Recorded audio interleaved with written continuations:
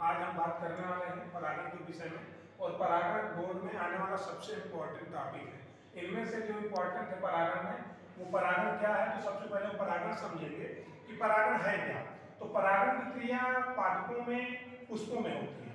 और पुष्पों में जो परागण की क्रिया होती है, इसमें से नर युग्मक और मादा युग्मक एक स्थान से दूसरे स्थान तक नर युग्मक पहुंचते हैं। ये नर युग्मक मादा युग्मक तक पहुंचने का एक माध्यम है परागण।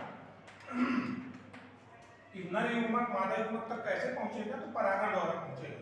तो परागण की क्रिया क्या है, पुष्प के नर युग्मक का एक स्थान से दूसरे स्थान तक जाना परागण कहलाता है। और ये जो पहुंचने की क्रिया है, ये दो प्रकार से होती है। नंबर एक है स्वपरागण और नंबर दो है परपरागण।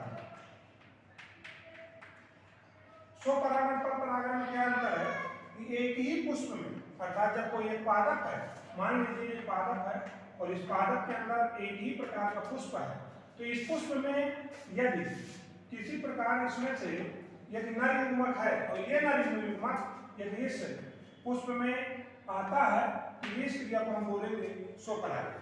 यदि इस पुष्प के अलावा कोई दूसरा पुष्प दूसरे पौधे में दूसरी जगह पुष्प लगा हुआ है, दूर है, तो इस परागकण यदि यहाँ से कोई परागकण नर युग्मक निकलेगा और यहाँ पहुंचेगा, तो इस क्रिया को हम बोलेंगे परपरागण।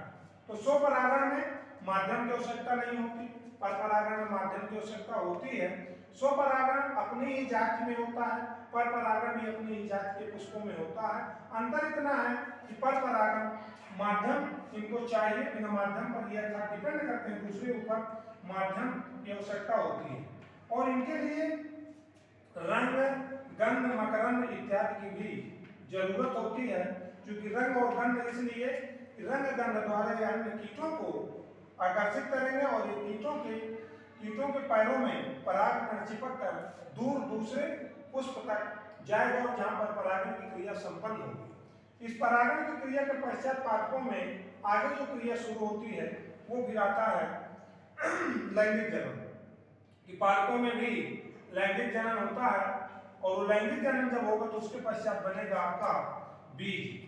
क्योंकि बीज का जो निर्माण होता है वो परागण के बाद होगा, परागण पहले होगी, इसके बाद लैंगिक जनन की क्रिया होगी और लैंगिक जनन के बाद बनेगा बीज। और बीज चूंकि जो बनेगा, तो बीज आपका जो बनने वाला है फल, और फल के अंदर बीज। इस प्रकार से ये परागण की क्रिया बहुत इंपॉर्टेंट है, जो बोर्ड परीक्षा में 2026 में आने के 100% चांसेज है। इसको बहुत बार पूछा है, इसलिए इसी को हम यहाँ पर समझेंगे। और जो अगला टॉपिक रहेगा उसके आगे का रहेगा स्वपरागण परपरागण में अंतर, जो बहुत इंपॉर्टेंट है। 4 स्वपरागण परपरागण में ये अंतर अवश्य पूछता है। 4 अंतर लिखिए। तो 4 अंतर मैंने बताया कि एक ही पुष्प में हो जाते हैं, ये अलग अलग पुष्पों के मध्य होता है। इसमें परागण की आवश्यकता होती है, इसमें परागण की आवश्यकता नहीं होती। इसमें रंग, गंध, सुगंध, मकरंद इत्यादि की आवश्यकता नहीं होती, इसमें होती है। इसमें पीढ़ियों का जो वंश है, वो वंश की विकृति होती है। इसमें अच्छे तथा स्वस्थ पुष्प प्राप्त होते हैं। इस प्रकार से 4 अंतर यहाँ देखने को मिलेंगे।